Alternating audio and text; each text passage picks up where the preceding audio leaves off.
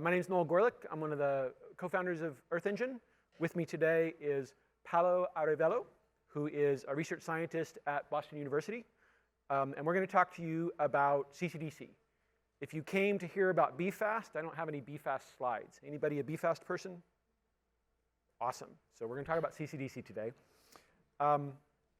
If you aren't, we're going to spend a little bit of time talking about what CCDC is, some ways to use it, and then Paulo's here because he's developed a user interface to make it very pleasant and somewhat fun to interact with CCDC results and quickly look around on the planet and see how things are going. So the entire last half or more of the session will be hands-on interactive exploration with Paulo's user interface tools. Nope. Okay. So to get started, CCDC is an algorithm developed in about 2012. I think the paper was published in 2014 by a researcher named Jeju at Boston University. It is the continuous change detection and classification algorithm. And what that means is it uses all of the Landsat data, or all of the dense time series of data, and we're using it on Landsat, to try to find breakpoints. You can actually use the version in Earth Engine with data from any sensor. And recently, I helped another researcher publish a paper using it on Sentinel-1 data, which was pretty cool. But it doesn't care what it's working on. It works on each band independently. It looks for breakpoints. We'll talk more about that in just a second. But it's primarily a tool for change detection. But there's more stuff you can do with it. The continuous change detection is sort of what's built into Earth Engine, and then the classification bit is just using the other parts of Earth Engine to classify with what you get. The way it works, these are new slides to me, so I might get this wrong. The way it works is that you have a bunch of data from, say, a Landsat time series. And with your eye, you can see at least one break in here and maybe two. But what CCDC does is it tries to fit a harmonic to the data. In this case, a 4-coefficient harmonic. So it's looking for sinusoidal phonology type data, green up, green down. Yeah? And then when the data stops fitting that model, it builds additional models. So declaring a breakpoint in between the two models. So in this particular example, there are 4 breaks detected, or what it thinks are 4 breaks. And then on each one of those, you can apply classification and get the results. It is possible that CCDC accidentally finds a breakpoint that's not really there. You might argue that this yellow breakpoint is in fact not real. But often that comes out in the wash as you're doing the classification. So CCDC says, looks different to me, and then you work with the breakpoints and try to decide whether they actually are one or not. In this particular example, what we're seeing here is an image from 1998, somewhere over here. This spot was forest until then. Then somewhere around 2003, there was a logging event where they took out all the forest. And then in 2017, it's sort of grown back and returned to its original signal. Another example in Rondonia. I think there's images, right? Yeah. We're going to look. All right. So when CCDC has done its job, not only does it find the breakpoints, but there's actually sine and cosine coefficients that you then end up classifying on, and you can do other things with them. And so some of the outputs that you can get out of CCDC are the time when a break occurred, the amplitude of the break, and then how much error there was in the fit that gives you an indication of how well the fit did. Right, so once you've got the fits, you can just classify on them directly. There's other things you can do with them as well. And again, another example started out as something that we're going to call forest. It then modified down into shrub and then became grassland. Looking at this time series in Landsat, that might be a bit difficult to tell, but with some sufficient training data, then all of the pieces that look like this can be classified to shrub. And you can make land cover maps with this.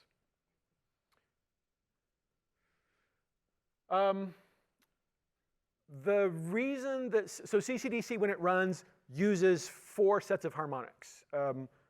constant and a time term, t times 1, t times 2, and t times 3 sine and cosine coefficients. The reason for that is that phonology isn't a sine curve, right? It's something, it can be a little different. And so you can see here, as you increase the number of harmonics, you can match the data better. It won't, with 3 harmonics, we can see double cropping, yeah? Yeah. But then you lose a little bit of the phonology. If there is actually double cropping, you lose a little bit of the phonology signal. The algorithm's available in Earth Engine. We did the conversion a couple years ago. When you use it, when most people use it, primarily what you're going to work on is which collection of images you're going to use, so Landsat. But these images have to be pre-cleaned. If you've used CCDC outside of Earth Engine, perhaps using the MATLAB or maybe even the Python version, it knows that it's working on Landsat data, and so it will extract, it'll pull out clouds, it'll pull out snow. It does a lot of the pre-cleaning on the data for you. Because we don't know what we're working on, we can't do that. So applying Landsat-based cloud observation, cloud masking on Sentinel-1 data doesn't make sense. So all of that pre-processing is something you have to do. So you clean up your image collection and then pass it in, masking off clouds, snow, saturated pixels, and I think that's it. I think that's all you have to do. Another parameter that you might want to change or might work on, the original version of CCDC uses a Julian date based on 1970, I think, some weird Julian day number. I didn't like that. It's hard to convert in and out of, and it's really hard to convert in and out of for a whole image collection. So as we put this in, I actually made it so you could do fractional years. And so all the numbers are like, 2020.7 for August of, or about August of 2020.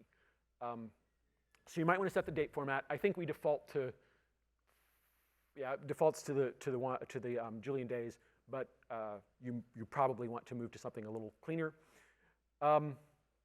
And then there's one more parameter that often gets fiddled with, which is the lambda property for the regression that it uses internally. And this controls how sensitive you want it to be to breaks. As you set lambda to higher and higher numbers, it becomes less sensitive to breaks. If you're finding that you're getting lots of omission error, maybe you want to turn lambda down. It defaults to 10,000, which is just the original CCDC algorithm's default. And that seems to work pretty good. As we run data cubes with this, it seems to work OK. The output of CCDC is complex because you're outputting so many things per pixel and a variable number of them per pixel. So on a particular pixel with a particular Landsat time series, you might find 5 breaks, which means you've got 5 sets of outputs.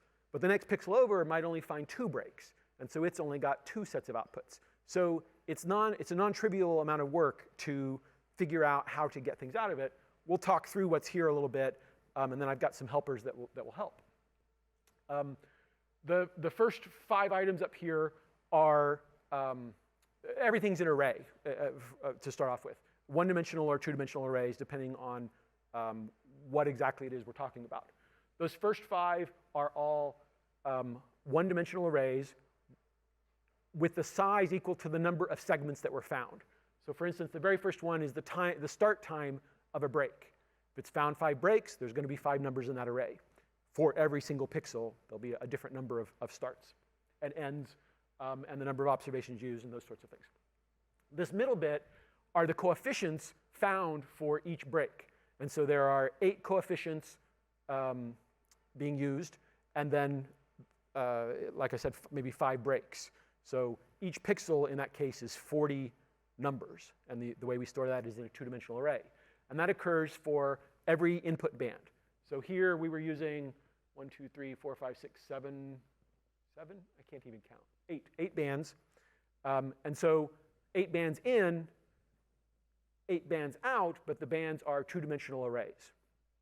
If you haven't used arrays, don't worry about it. There's some helper functions that'll get you there. So the CCDC coefficients come out, and then the fits, the RMSE fits for each of those segments, telling you how well it did. change magnitude numbers, which I think Paulo uses a lot more than I do. I never use the change magnitude. Maybe he can say something more about how useful they are. And then the properties that were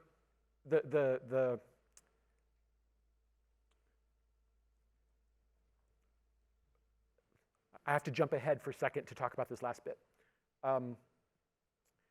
CCDC is incredibly computationally expensive, as you might imagine. You've got a time series with maybe 1,000 Landsat images. So if you're using the entire Landsat time period, you might find a point on the planet that's got 1,000 Landsat images in it. And for each pixel, it actually does an iterative, an iterative regression, and it does it for progressively in time for each additional pixel. So it takes like 12 pixels, I'm making the numbers up here, but it takes 12 pixels and it fits them. And then takes 12 points in time and it makes a fit. And then it adds another point in time and does a fit, and adds another point in time and does a fit. And in fact, those fits are lasso regressions, which have big iterations in them. The point is, doing one Landsat path row can take 1,000 compute hours. Okay? That's a lot of time. Recognizing that that was a lot of time, we went and built a global cube of CCDC breaks and coefficients. So we took the entire time series from 1999 to 2019, ran CCDC on every single pixel, and saved the results. And so we're going to talk about those results as the next couple slides are all about using those results. That is collection 1, because we built that in 2019. We're working on collection 2 right now. But those data are there and ready for you to use. And in this particular, so now the punchline of this slide, we save all the parameters that we added to the, that we used to run the cube with on the images. So you can see exactly how we ran it. And if you like our parameters, you can just use the cube. If you don't, you'll have to rerun for the pixels that you care about. Does that make sense? Okay. I'll point out that cube is part of my dissertation. I'm happy to let you use it right now, but if you go and beat me to publication on it, I'm going to be really upset. So. But I'm also supposed to be done like any minute. This is actually a chart from my dissertation. We took the global cube, we took a bunch of training data, we did a bunch of compositing, the way people often do compositing in Earth Engine, and we also tried out some CCDC coefficients, directly classifying on them. Turns out, for the particular data I'm working with, the CCD coefficients came out with the highest accuracy by a lot in some cases. So as much as a 10% increase in accuracy, and in all cases, a much better kappa. So we think it's pretty good. And this is just this is a single point in time land cover classification. You can, not only do you get to do that with CCDC, you can actually do it at any point in time. Once you've got the coefficients in the cube, you can say, well, I want a land cover classification for 2016, and 2015, and 2014, and 2013, or even every day of the year if you really wanted to try to do that. It doesn't care. It's a big fit, and you're just pulling a point out of the fit to classify on. So you may not get identical results to this, but in general, we found that the CCDC classification coefficients work better than the raw spectral classifications. To make all this a lot easier, I have a CCDC module that you can just use. I will point out the big red label over there that says this is an experimental module. I'm not going to guarantee that I'm not going to change how this works over time. But that said, it's the same code I've been using for 4 or 5 years now, so it probably won't change, but I really haven't released this toolkit yet. So use it carefully, and if things break, it's because I've changed the toolkit. You can just import this into the code editor. Can you actually see that under the monitor? Okay. Those of you that know me, this is no surprise. I've been working on a land cover toolkit for a couple years. COVID got in the way, whatever. This is one module in the land cover toolkit. You are the first people to ever hear the path of this toolkit. You can go use it, but just be aware it's not released yet. You are getting a preview of how this works. There are 4 functions in this particular module file. The one that I use most often is just give me a synthetic image at a particular time. So I want a January 5th, 2016 synthetic image. Just give it a time, and it hands back a Landsat-looking image that you can then do whatever you're going to do with. That uses date to segment and get CCDC fit, but you can use those directly as well. If you actually want the big pile of arrays, get CCDC fit. We'll return you the per pixel fit at a particular time. And the data segment will just tell you which segment you're working with. As you get further into those arrays, you'll need data segment to work with them.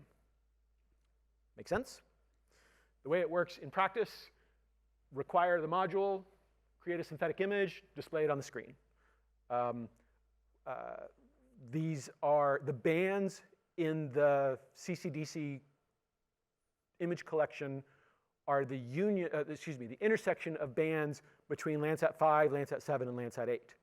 So what that means is blue, green, red, near infrared, 2 SWIRs, and a temperature band. Just those 7 bands in that order. I'm displaying a red, green, blue image here for a particular point in middle of 2016. So you're seeing the first line, the first image in that script here. You can actually throw the all the arrays onto the map and inspect them and see them as well. I didn't do that, but this is how you would do it. All right, so this is now where Paulo comes in, and he's going to show you his user interface for exploring the CCDC data. All right. He's going to do it live, which I think is crazy, but he wants you to follow along, right? So there you go. All right. Thank you, Noel. So hello, everyone. It's time to look at some data and cross our fingers and hope that the demo runs smoothly. So I'm going to follow through this link over here. And it's going to open here. I'm going to go full screen. And so, ta-da, this is the interface that I created before I even get into the details of what this is doing or what's going on here. I want to explain why we created this interface. And so a lot of what we do, at least at Boston University and other places, is really not through an interface like this. But one, we wanted to be able to explore the data easily.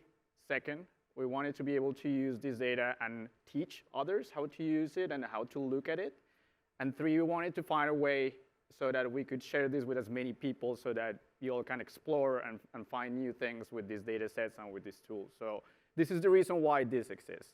That said, this is not meant to be like the one and all definitive solution to look at CCDC, and I just want to put that out there because there might be things that you might want to do that this tool might not be able to, right?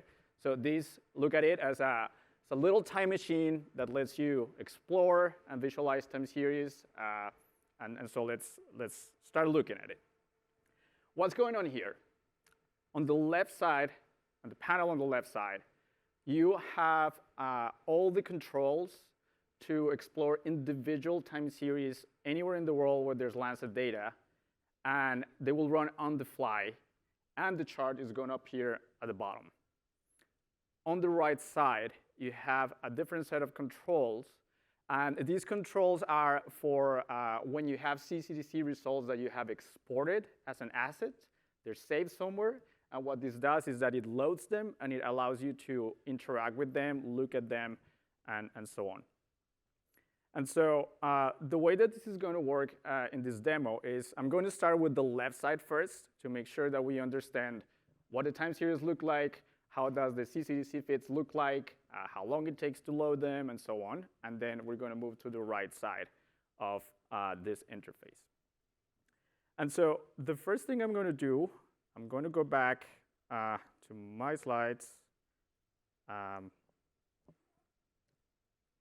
I'm going to copy a set of coordinates because I have a very specific example that I want to look at.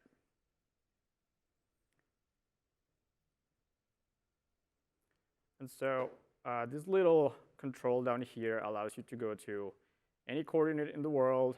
I know that I want to look at this place, so I'm going to zoom in, going to click on it, and while it loads, I'm going to explain what's going on the left side panel. The first thing that you see on the left on top is that it allows you to select which collection you want to use. And that's mostly because even though you should all be using collection 2 if you have no reason to stay in collection 1, a lot of us still are in collection 1, and the transition is not that smooth. So we need to be able to select between the two. If you have no other knowledge about this, you should stick with collection 2. The second control that you see here is showing you all the different spectral and indices that you can plot in the bottom panel. Right now, this is showing just the first shortwave infrared, and this is what loaded just here. So you can resize the chart. I'm going to collapse the right side panel so that we have a little more space to look at the chart. And so what's going on here? This is a classic example of deforestation. The chart is showing all the points are the Landsat observations. The range is defined here also on the left panel. So this is going from the first day of 2000 to the first day of 2023. So basically give us the most recent data that you have. And the segments are the results from CCDC. So in this case, this is plotting up to 6 different segments that is controlled by this option here on the left side. And we added that because there's places that have a lot of dynamics, a lot going on. Let's say in California, agricultural lands can have up to 20 segments. And so sometimes we don't need to request them all. We just request a few of them to visualize them here. And so what's going on here is that for the first years until around 2006, 2007, we had stable forest. And then CCDC detected a break. And it's clear that there's something else going on. Now, you look at this, and you see that there's a bunch of squiggly lines with different colors. And so what that means is that CCDC keeps looking forward, and it finds disturbances at different points. And so what's important to keep in mind here is that just because CCDC detects a break, it doesn't mean that there was a land cover change. It's just that there's a discontinuity in the time series. CCDC detects that, but you as the user need to find out how you deal with that and whether that's important or not to what you're doing. And so what you see here are 5 different segments that go all the way to the end and that are trying to capture different dynamics over time.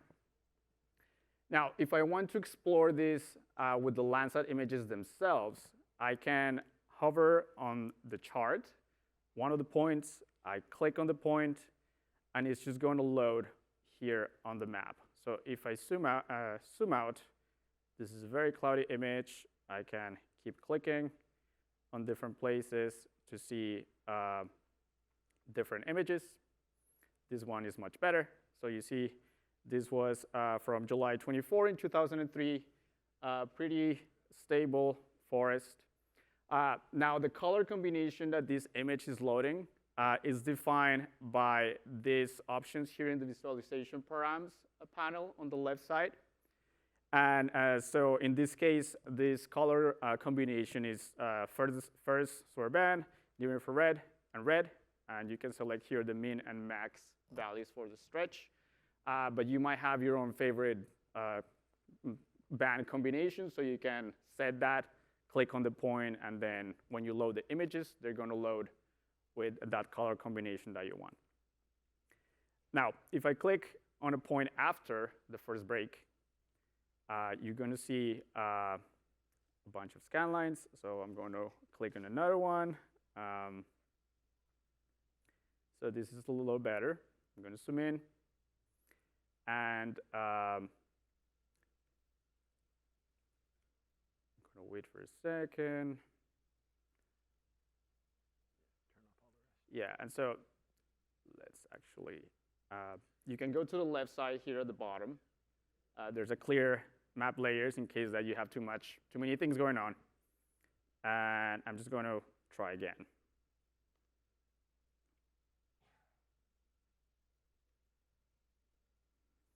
Oh, I think I have to re-click. So the beauty of a live demo. So while this loads again, I'm going to explain a couple more things on this left side panel. You have an option here to select what kind of chart do you want. The default right now is time series mode, which is this continuous mode where CCDC is running. But there's other ways to look at the same type of data, right? So I'm going to kind of skip this loading here and go to the second point that I had ready to look at. There it is. Oops. So let's go.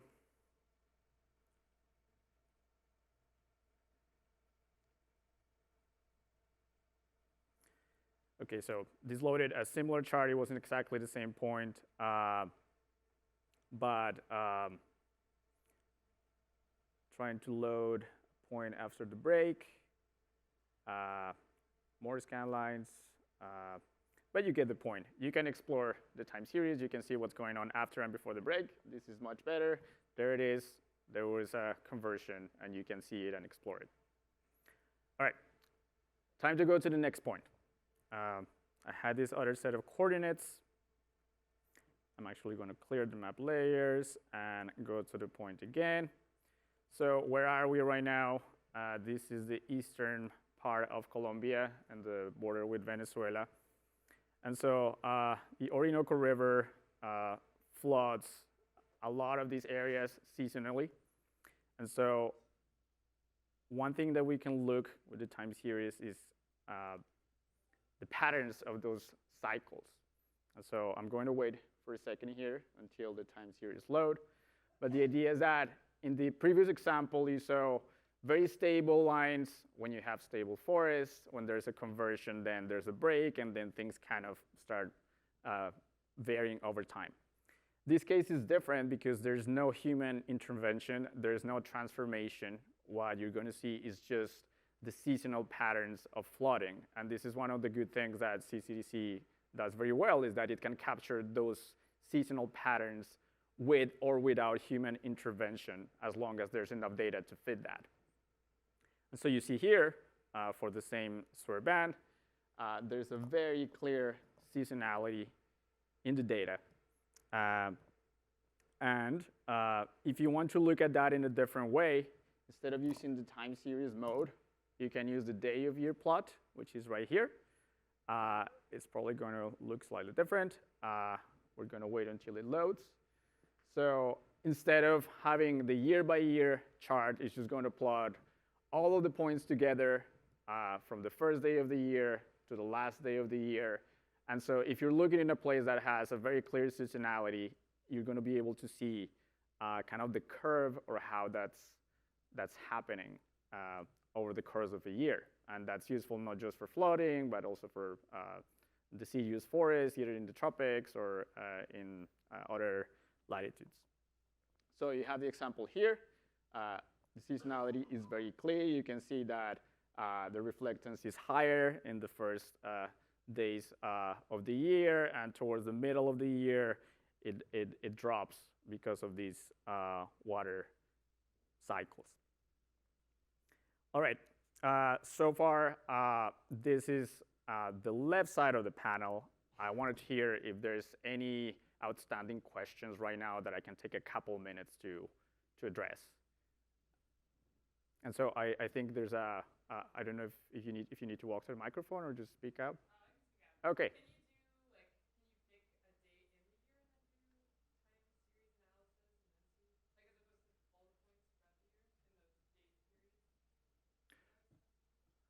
And so the way the CCDC works is that you have to select a period long enough to be able to fit the curves and to fit the regression.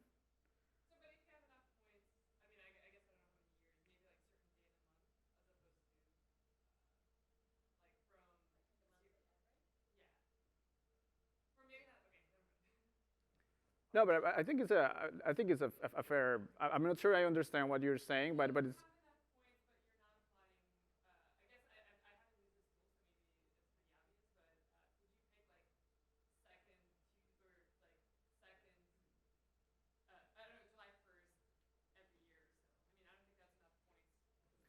this Yeah.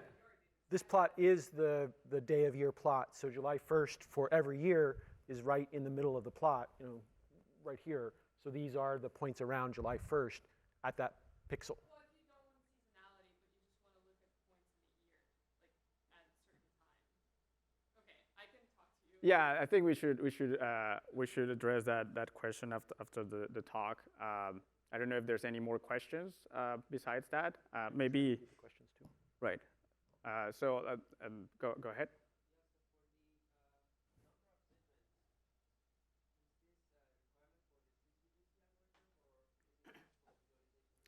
Yeah, that's a good question. And so this value here, number of segments, it's not an argument to the CCDC function.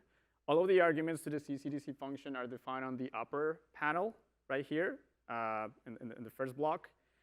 This number of segments is just for visualization because so the more segments that I request, I've noticed that sometimes it can take a little longer. And also if you're in a place with a lot of Landsat images that happens to be in an overlap zone between Landsat scenes, you have very, very very dense time series, and it can just take longer to visualize. And because this is an exploration tool, you just want it to be as fast as possible to get a sense of what's going on. So if you find a place that has a lot more segments and you only requested 6, you can just increase that number and click again, and it will just show you all of the points. To be clear, you're not running CCDC in this tool. You're extracting values from the cubes, right? No, this one in particular is running live. Okay. And it's running live because sometimes you might want to look at bands that maybe the global CCDC run doesn't have, right? And so that's a good difference. The panel on the right side, when we start looking at that won't run on the fly. That's loading from the results. So let's do one more, and then we move on, and we can, if you have time at the end, we can move on with the questions. I know at the site where I know things have changed, so if that's happened, is there a way or another tool to determine which band is best to run the analysis?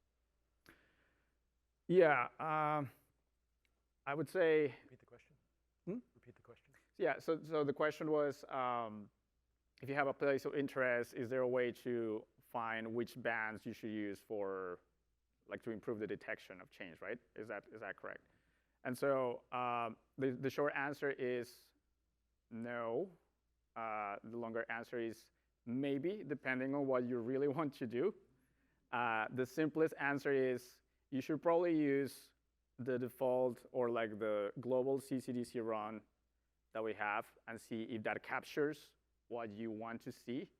If it doesn't, then you might want to try something else. But one of the reasons for this data set is so that we are not all running CCDC all the time everywhere, right? And so what we found is that it captures a lot of the things that we might be interested in when it comes to land cover change, and general types of transformation. If I was going to answer that question, I would just say an exploratory tool like this is going to help, so you can see which ones break and which ones don't. But also, the rest of the Earth Engine tools are at your disposal. So if you have some training data, pop it into a random forest, see which variables come out as the most important, and go from there. All right, so I'm going to move forward because I want to make sure that we cover the rest of the tool.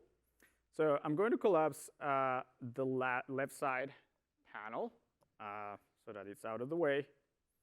And we have the right side only. And so right now, there is a saved asset of CCDC coefficients for a very small region in Rondônia in Brazil. And so I'm just going to hit load image and explain this as I zoom into the area. So this image, in the previous slide that Noel showed with all the outputs and the lower part that had all the properties that we assign, telling how we run that CCDC run. What this tool is doing is, in the background, is extracting that information. And so that's how it knows that it's run with fractional years. And it's looking at the bands of the asset. And so that's how it can tell you that it was run with the bands ranging from the blue to the thermal band. Come in. And so the first thing that we're going to look at here is this action called create synthetic image. And so what this is doing is that for any given time in the period for which we have the results, it finds the CCDC segment that intersects that date, and it creates a predicted image using that segment. That's what we call a synthetic image. And so what that means is that for the time period for which you have CCDC results, you could carry any point in time and get a cloud-free image during that period. And so it's an easy way to see what's going on. I actually tried to make an animation out of those, and it's super boring because it just gets a little greener and then a little less green because it's a synthetic harmonic fit. Right. And so just to give you an example of how that looks like, I'm going to load this in true color here, blue. I'm going to request, I think this year will work, so the first day of 2001. And I should change the stretch so that it shows in the image. And there you go. And so this is a very small result, geographic extent for these results, covering just this area. And this is a true color image from this predicted image for this particular day. And so I could also do, let's say, 2010, July, and the day 15, and it will just find that segment and give you a cloud-free image for that location. The quality of this synthetic image is going to depend on how good the CCDC fit is for that particular place. So if you're in a very cloudy place with only a handful of observations, this might not look as good as you want it to look. And so this is all for this part with the synthetic data. Now it's time to look at a much, much bigger area. So for this, I'm going to go to the last example. I'll point out that the tool still works the same way. You can click on this synthetic image and get the time series and all the other bits as well. Right. That is correct. So I have my third point here.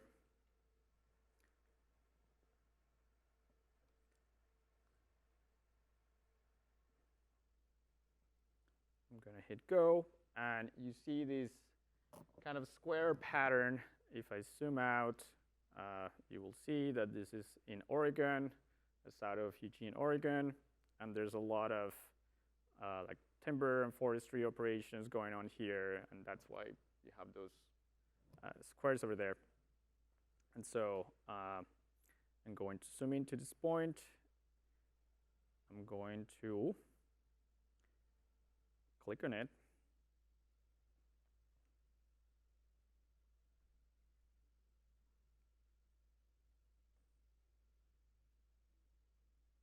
And so while this loads, Are you still day of year? I'm in time series mode right now. There you go. So while this loads, I'm going to explain the next two panels on the right side. So we have visualize coefficients and visualize change. So while that loads, I'm going to explain what the visualize coefficients is doing. Kind of the same idea. You have a time span of your results. In the case of that Rondoni example, it was the last 20 years. But now we're going to look at the global results. And so while that loads, I'm going to load the global CCDC results. That happens to be not an image, but an image collection.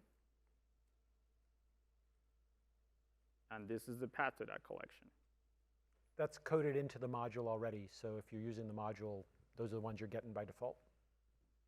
And so I can start interacting with the right side while the time series load is not going to mess with anything. So I change it to image collection, and I hit load image. It's going to find one of the images in the image collection and extract the same information. So these are the available bands. That is the date format is fractional years. And so now we are ready to go. I can go down to visualize coefficients, plug in a date, and then I can tell it, do I want to see just a single coefficient for that year, or do I want to make an RGB image with different coefficients and different bands? And you can see a lot of interesting things when you combine things that way. But for now, we're going to keep it simple. And so I'm going to collapse this panel here on the left. What's going on in this point is similar to what you saw in some of the slides. There is very stable forest until about the year 2009. There is harvesting event or like a cutting event. There's a period for which it looks like maybe herbaceous, maybe shrubs, but eventually it starts to regrow, and that's why you see that descending line with that negative slope, and that's a very clear indication of vegetation recovery.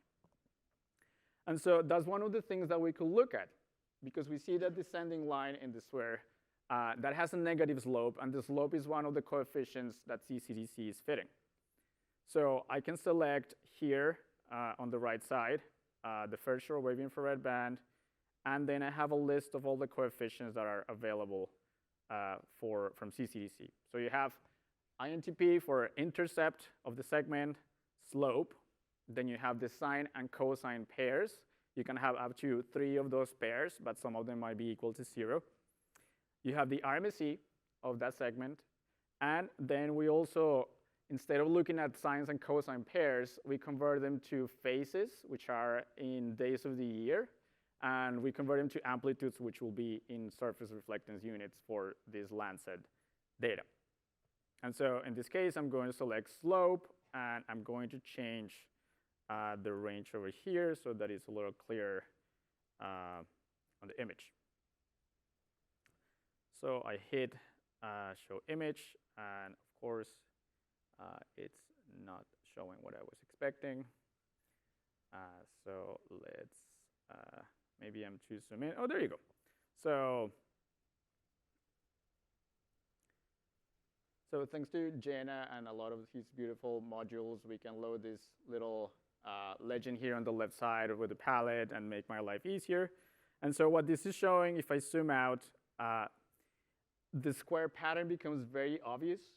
And so that means that places that have a negative slope, which are very dark, are the places where the vegetation is regrowing. And you can see kind of the spatial pattern and the consistent spatial pattern of a lot of pixels where that's happening for this particular date, which is the first day of 2001. But in this particular pixel, in this particular example, we see that the negative slope is in the later segments, in the segments that are closer to like 2015 or so. So I could change the date to 2015. I hit load image again.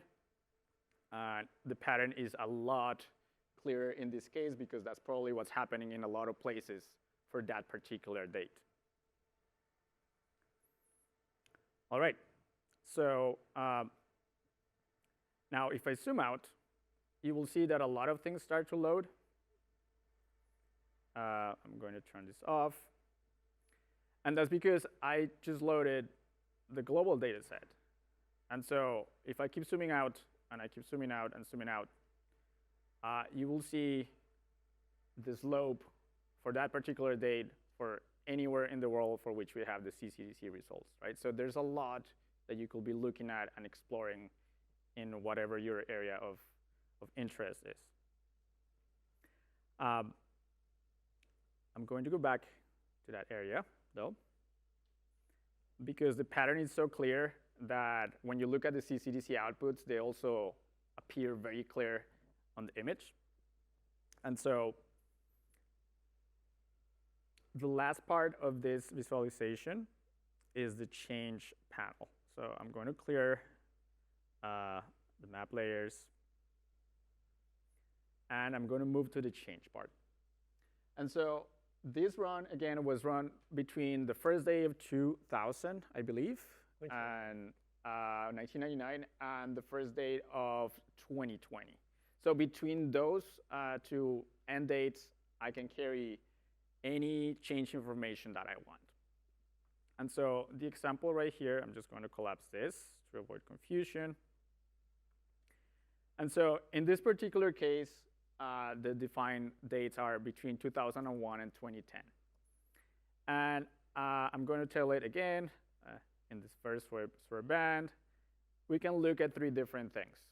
One, for that period, we could look what is the maximum change magnitude in that whole period, because that usually denotes the biggest change in the landscape, right? So if you're in a very stable forest location and the maximum change reflects when that forest cover was lost, right? Or if you have a very stable place that got flooded, then that flood might show up as the biggest change with the biggest magnitude. And so you might want to see that and see what's happening and what is the maximum, the largest change that you see. You can also select the time of that change. If you want to find the biggest disturbance or the biggest change, you want to know when it happened. And finally, you might want to see the number of changes, because there's places where there's a lot going on, and the cumulative sum of those changes is also indicative of what's happening on the surface. So if I select maximum change magnitude and hit load for that period, you're going to see that the pattern is very clear. There's some artifacts here and there, but you can see very clearly where things are being cut, and CCDC is capturing that almost perfectly.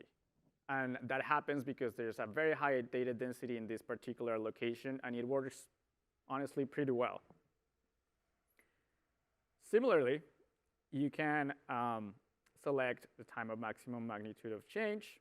If I hit load changes, it's going to load over here. And so you can see that most of those are later. Maybe not most of those, but you can see the timing of change over here. And this is one of my favorite bands because it really shows you what's going on in a lot of different places, especially when you have forest conversion or like really dramatic things happening. You can see it very clearly in this band. When you have fires and when you have big changes, like when you have dams that are being flooded for the first time, you can see that very dramatically in this kind of band. And so same thing, if you go to a place like the Amazon forest and you zoom in to some of these biggest places of change, you will be able to see even the timing and the pattern of the timing. So you can see that the earliest transformation is along where the roads are, and then the transformation starts to happen away from those places, and that's very, very clear on this change bands from CCDC. My favorite band too. Yeah, all right. And so, so far this is what I had prepared for the demo. Luckily, it ran pretty smoothly. So it will be great if you start playing with it, finding new things, discovering other things, exploring the data set. I would like to hear now if you have any questions about either the interface or what I've shown here so far.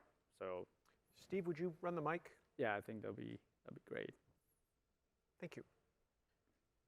You want me to point out the Yeah, just take. walk it around? Yeah, please. If that's practical. Thanks. This is super awesome. I was just curious why we're not seeing all the pixel values showing up with some kind of color. I assumed at first that it was because there was no change detected, but then when you zoomed in on that road example, I noticed there was a lot of agriculture still that wasn't colored, which I assume changed. Is that maybe changed before or after the time parameter? Is that why? Zoom in on one of those points. Yeah, and so let me find probably around here, right? And you say Yeah, maybe in the southern part of that image. If you actually, if you're there's going some. down. There's some here too. And so, Yeah. and that's because it disappeared. Funny. Right above your cursor, there was a. Yeah, there's another one Well, here. Maybe it's just still loading. Yeah, and so that's like this one, for example. And so for this change layer that I requested here, I requested it between 2000 and 2010. So it's possible that that change happened later. So, or earlier. Or earlier. So let's find out. If I enter 2020 here, do 2019 to be safe, load changes, and there it is. Okay. It's specifically looking for a time end and a time start transition. Gotcha. to find Okay. out. Thanks for much for clarifying. And so also, again, what could happen is that it happened before or after the time period that we're looking at, but there's also the chance that it might have missed it, Yes. right? And so where you have very good data density, that's less likely to happen. But as you get closer, let's say, to the Andes or certain parts of Africa, the coverage and the data density is really, really tough. So anywhere in the 90s, it gets really tough. It works, but it's patchy.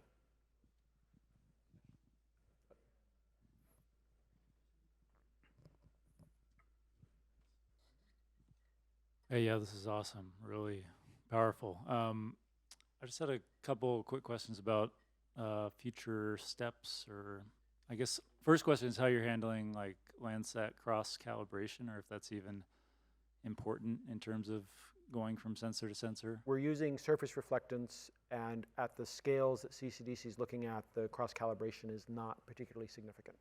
Okay. And then second question was just if there's any plans to eventually load the harmonized Landsat Sentinel dataset and potentially do this. That's a completely different session. But since I happen to be here, yeah, we're trying to figure it out. You might know that the Landsat collection is 9 petabytes or so, and the Sentinel collection is about 20 petabytes or so, and the harmonized Landsat Sentinel collection is, 30 petabytes. That's a third of our entire data catalog. Even for Google, that's a pretty big bite. So we're trying to figure out how to deal with 30 petabytes of essentially repeated data, right? Because we've already have the other 2. This is just a slightly modified version of it. To complicate things, there is an ARD data set at the USGS. There's an ARD data set at UMD. Everybody wants all those in Earth Engine, and they're all 30 petabytes. Trying to figure that out. It'll take a little while we figure it out, and we will eventually have more. Which ones, I don't know, but yes, we're aware that it's super valuable and would make this even better. Cool. And then last quick question is there I see the min observations number up there is 6. Is that min observations for a year or for the entire segment potentially? For a segment. Okay. But wait, so the min observations here in the TS controls, right? Right, yeah. Yeah, so that's one of the parameters that control how sensitive it is to detect change, right? So I think in this version of CCDC is like if you have an RMSE that is, if you have a value that differs from the predicted value. If the predicted value differs from the actual values by a magnitude of 2 times the RMSE, I think it is, for 6 consecutive observations, then you flag a change. So if you shorten that number, you're telling it whatever little difference that you find, assume that that's a break. And if you make it longer, you're making it more conservative. And so 6 is what came out of one of the papers that Juju wrote, and that seems to work well, but that's one of those things that you can play with if you have a reason. That's basically a quarter in time, right?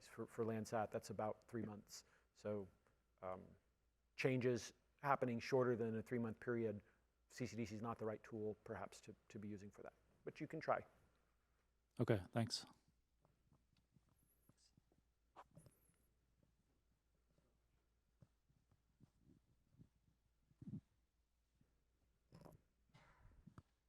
Yeah, thank you very much for this. I was wondering whether in forest ecosystems, it's a sudden change is quite common, especially with forest removal. But I'm thinking of more open ecosystems like savannas and grasslands, and whether I know that there gradual transitions often from grassy states to more woody states, and that can often be detected by a change in the amplitude of the phonology, and I'm wondering if there's any way to sort of get a trend in the amplitude or the trend in the phase or some sort of meta trend of the annual phonology.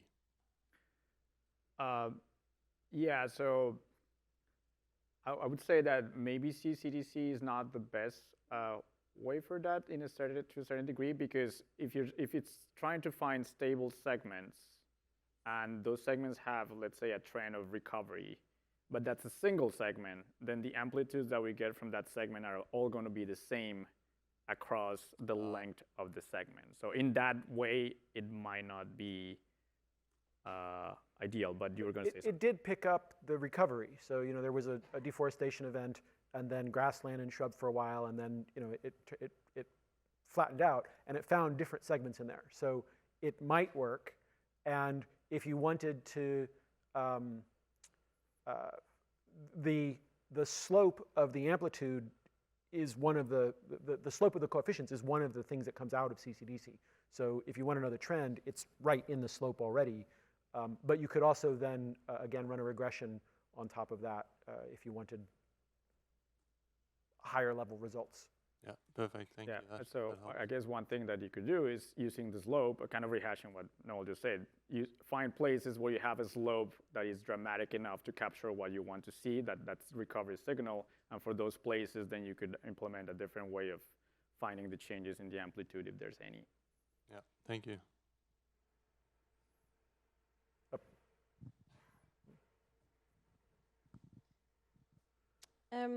Yeah, is it possible to export the data as well if you have a place of interest? And so not from this app, and I think that's a limitation of our engine, right? That this is an app that I publish directly from the code editor, and there is no way to export except through a get URL download that has a limitation of how big the export can be.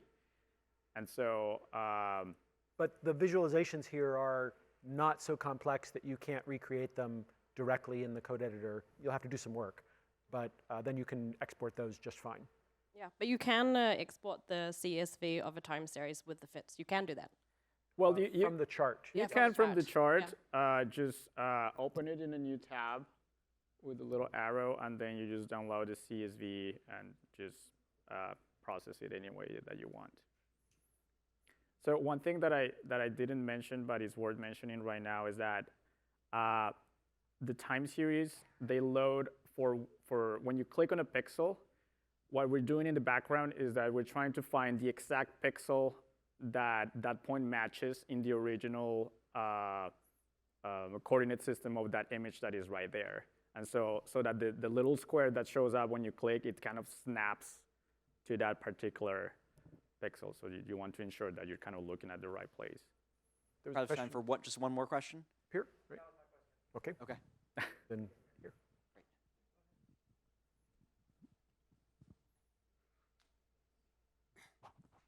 Thank you for your presentation, and it is very interesting for me.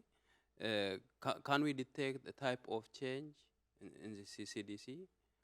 We have magnitude of change, but can we detect also type of change? You're saying type, right? Yeah. Type of change? Yeah.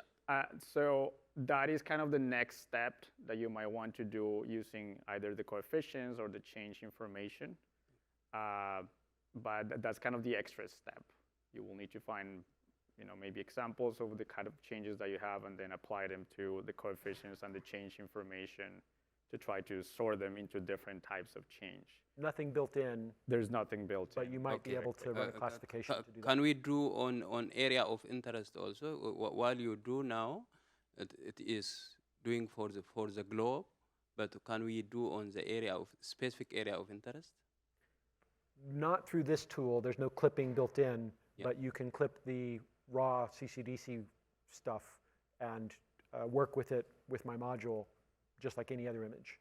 You can clip it and work on just your area. But you don't need to.